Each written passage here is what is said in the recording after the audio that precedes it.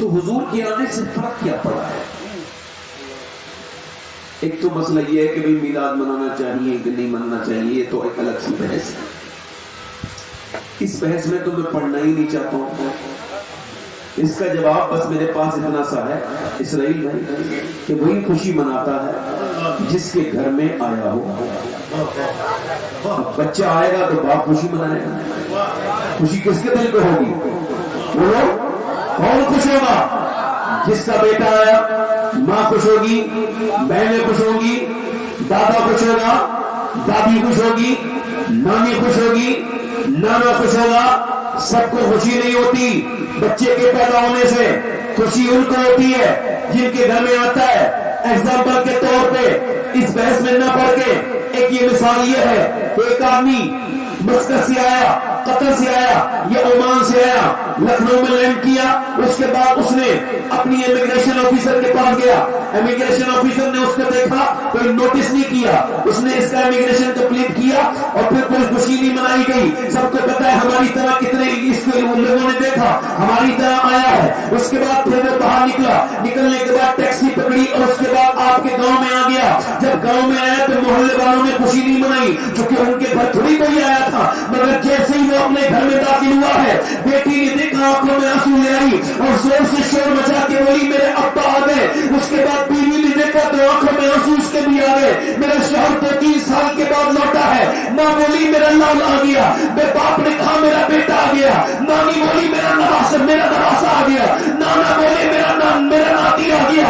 سنو میری مثال کو، اس کے بغیر اور کسی مثال کے سمجھو کہ جب نبی کی ولادت کی خوشی کی بات آئی تو دیوبند نے کہا خوشی نہ منائی جائے، ہماری طرح بچہ آیا ہے. جب سہارنپور کو خبر ہوئی تو انہوں نے کہا کوئی خبر نہ مناؤ، ہماری طرح بچہ آیا ہے.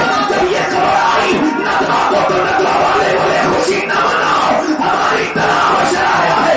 مگر جب یہی خبر پہنچی شہر محبت بریلی میں تو میرا امام بولا سب سے اعلیٰ وہ اعلیٰ ہمارا نبی، سب سے اعلیٰ وہ اعلیٰ ہمارا نبی. کیا خبر کتنے تارے کیے چھپ گئے، نہ ڈوبا ہمارا نبی. کون دیتا ہے دینے کو منہ چاہیے، دینے والا ہے سچا ہمارا.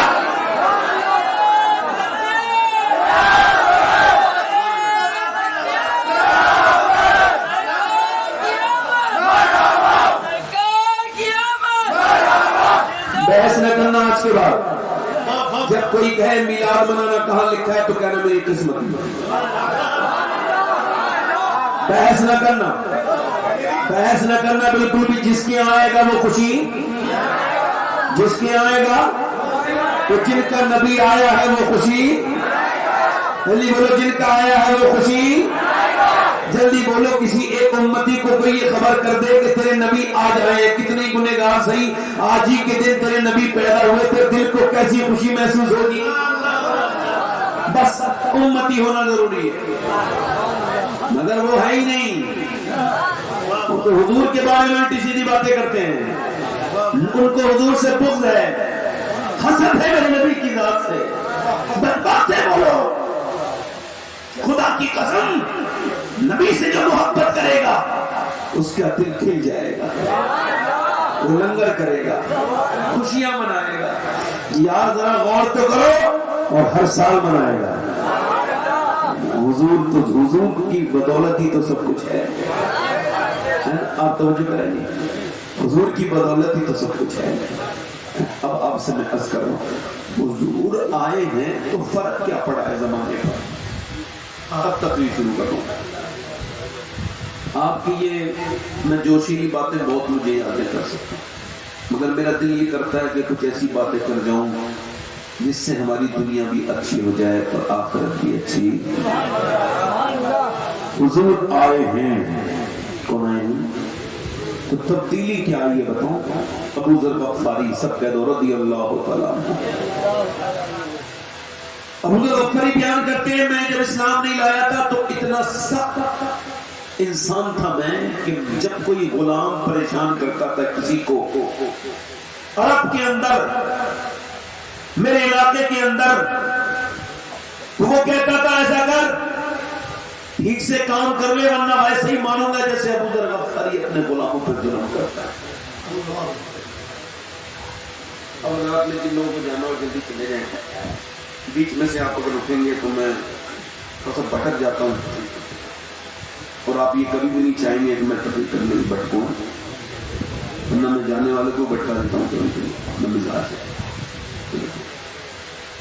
بھائی کوئی گھر سے بلانے تو جاتا نہیں کسی کو، آپ خود ہی آئیں، جب خود ہی آئیں تو کچھ لے کے جائیں، خالی جھولی کے بعد خالی جھولی واپس نہ لے جائیں، کچھ لے کے جائیں۔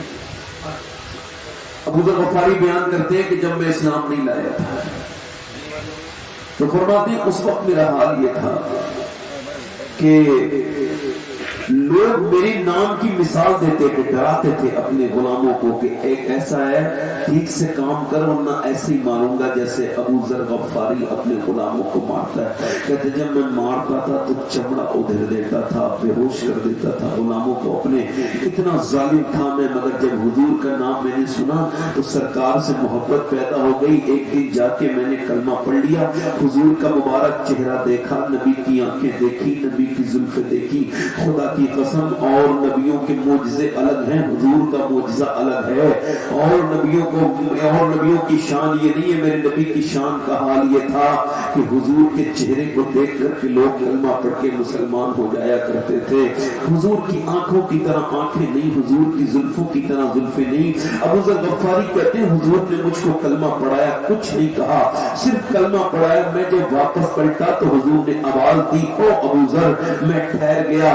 اللہ کے رسول نے فرمایا جا رہے ہو مگر اپنے غلاموں پہ رحم کرنا،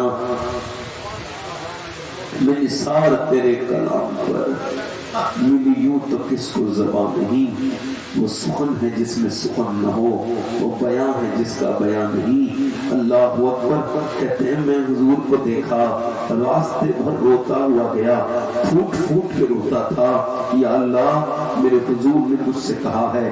کہتے ہیں میں نے پورے اپنے گھر کو کہا کہ جلدی سے بکرے ذبح کرو، اور ذبح کرنے کے بعد کہتے ہیں بڑی بے تکلف دعوت بنا ہوئے میرے بکرے سامنے رکھوا دیے۔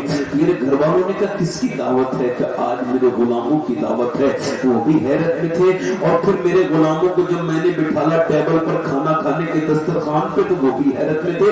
ایک جو بوڑھا میرا غلام تھا وہ مجھے دیکھنے لگا، کانپنے لگا۔ میں نے کہا کیا ہوا، کانپتا کیوں ہے؟ تو وہ میری طرف دیکھ کے بولا تجھے مارنا ہے تو بغیر کھانا کھلائے مار لے، ایسے مارے گا تو دیکھ میرا دل اب برداشت نہیں کر سکتا، میں بوڑھا ہو گیا ہوں، تو ایسے ہی مار لے۔ سیدنا ابو ذر غفاری رضی اللہ تعالیٰ فرماتے ہیں کہ میں نے اس کو دیکھا اور اس کے جا کے میں نے ہاتھ جوڑ لیے، اب تجھ کو نہیں ماروں گا۔ بولا دیکھ تو ایک نیا مذاق کرنے لگا ہے، یہ ہاتھ جوڑ کے مارے گا؟ کہا نہیں نہیں نہیں نہیں۔ اور غلام بولے کیا بات ہے میرے آقا، کیا تم اب ہمیں مارا نہیں کرو گے؟ تو کہتے ہیں ان کی آنکھوں میں آنسو دیکھ کے میں ان سے ایک ایک کر کے جا کے کہتا ہوں مجھے معاف کر دو، میں نے جتنا ظلم کیا ہے تم مجھے معاف کر دو۔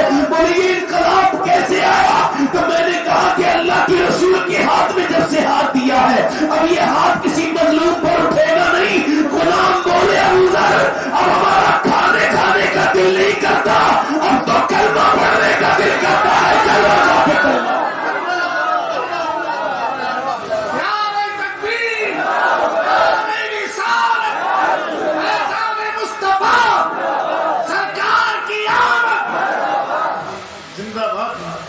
یعنی ایک بندے نے ایک مرتبہ حضور کو دیکھا، زندگی بدل گئی۔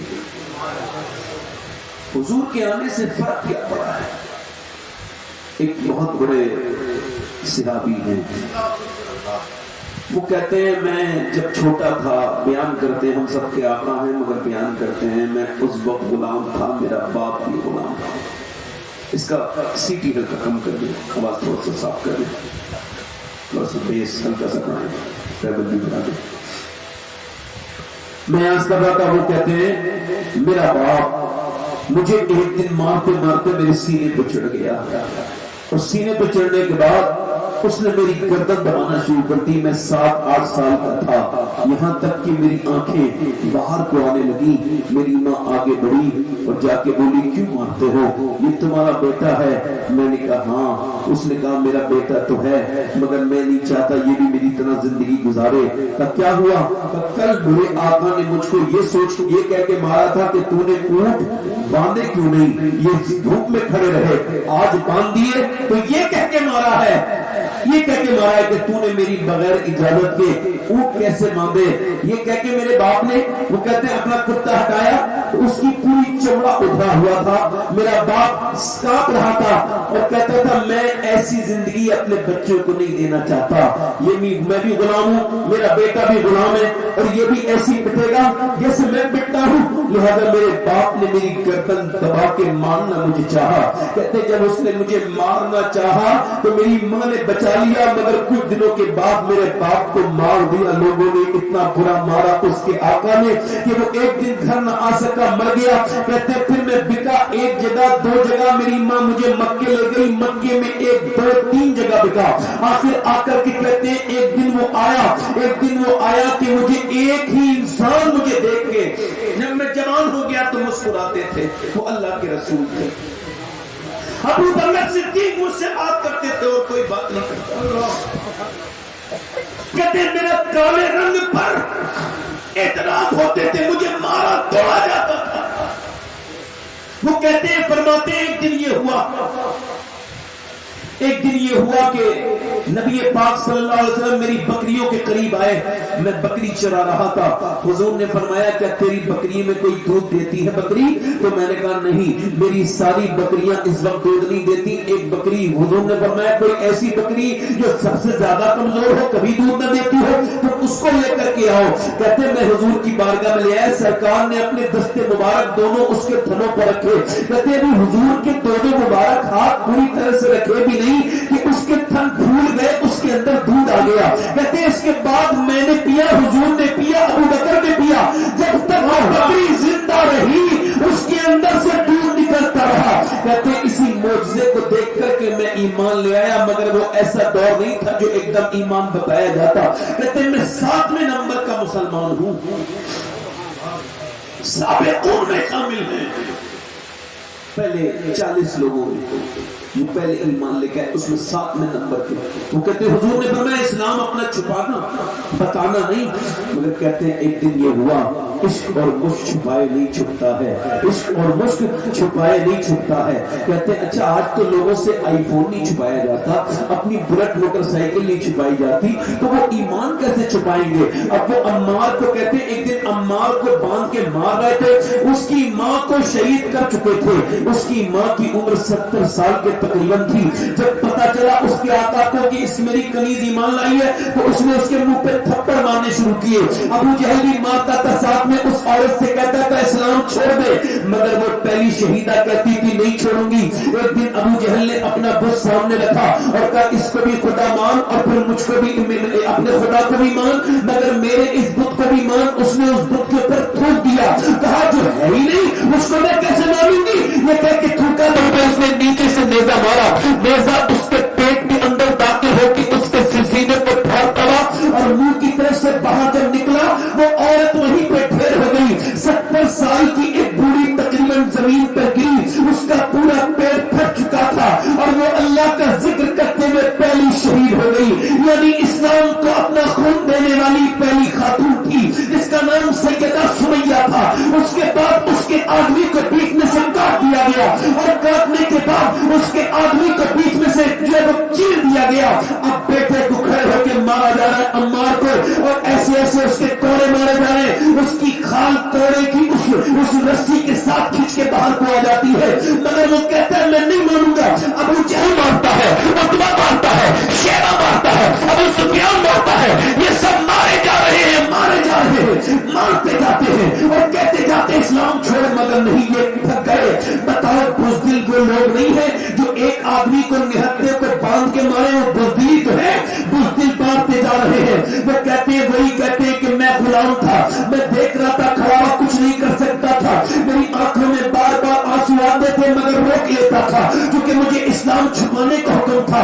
مگر جب میرے سارے لوگ وہ تھک گئے تو انہوں نے کہا لے اب تو مار. تو جب میرے ہاتھ میں وہ کوڑا آیا, اسے کہتے ہیں اسلام, اسے کہتے ہیں مسلمان. یہ دوسروں کی گھروں کی, دوسروں سے حسد کرنے والے, ان کے مالوں کے ضائع کرنے کی نیت حسد کرنے والے یہ مسلمان نہیں ہوتے، یہ دوسروں سے حسد کرنے والے مسلمان تو اس کو کہتے ہیں کہ عمار ابن یاسر نے کہتے مجھے بلایا اور میرے کان میں کہا تو مسلمان ہے، مجھ کو معلوم ہے، تو دیکھ ایک تو بھی ایک دو کوڑا مار لے، میرے کوئی فرق نہیں پڑے گا، اگر تو نے نہیں مارا ان کو خبر ہو جائے گی تو مسلمان ہے، اور پھر تو بھی پٹے گا، میں نہیں چاہتا میرا بھائی مسلمان پٹے، مجھ پہ جو گزر رہی ہے میرے بھائی پہ بھی گزرے، تو ایسا کر، یہ مخبری کرنے والے مسلمان ہو سکتے، دوسروں کو پھنسانے والے مسلمان ہو سکتے، اس کو کہتے ہیں اسلام لانے والا۔ کہ سیدنا عمار بولے تجھ کو جتنا مار، تو جو مجھے مار لے 2-3 کوڑے مجھ پہ فرق نہیں پڑے گا، اگر تو اپنا ایمان چھپا، کہتے میں پیچھے ہٹا اور میں نے اپنا کوڑا پھر گھمایا، اور کہتے گھماتے گھماتے پھر میرے ایمان نے یہ کہا کہ میں نے اس کوڑے کو پھینک دیا۔ اقبال کہتا ہے پختہ ہوتی ہے اگر مصلحت اندیش ہو عقل، عشق ہو مصلحت اندیش تو ہے خام ابھی، اور بے خطر کود پڑا آتش نمرود میں عشق، عقل کی محبت تماشائے لبے بام ابھی۔ کہتے ہیں میں جا کر کے عمار ابن یاسر سے چپٹ گیا، اور جا کر کے میں اس کی گردن سے چپٹ کے بولا یار محبت اور دل جب ایک ساتھ دیا ہے تو مار بھی ایک ساتھ کھائیں گے۔